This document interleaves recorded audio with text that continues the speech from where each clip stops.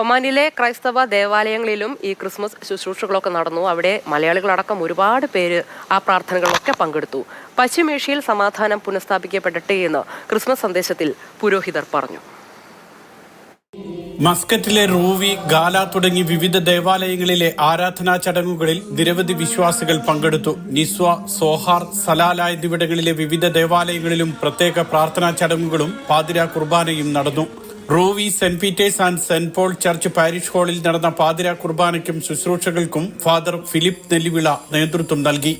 ലോകമെമ്പാടും അസ്വസ്ഥതകളും അതുപോലെ തന്നെ ബുദ്ധിമുട്ടുകളും നേരിടുന്നതായ ഒരു ജനസമൂഹം നമ്മുടെ മുമ്പിൽ നിൽക്കുമ്പോൾ ഈ ക്രിസ്മസിൻ്റെ സന്ദേശം സ്നേഹമായി, സമാധാനമായി അവരിലെല്ലാവരിൽ എത്തട്ടെ എന്ന് ഞങ്ങൾ ഒരുമയോടുകൂടി പ്രാർത്ഥിക്കുന്നു.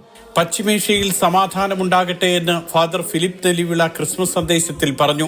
ഫാദർ മാത്യു വാലുമണൽ സഹകാർമ്മികത്വം വഹിച്ചു. Doctor John Philip Mathew, Joseph Mathew, Rona Thomas, John Kottarakkara തുടങ്ങിയവർ നേതൃത്വം നൽകി.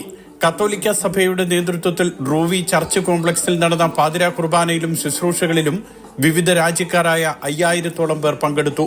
Mathrubhumi news, Muscat.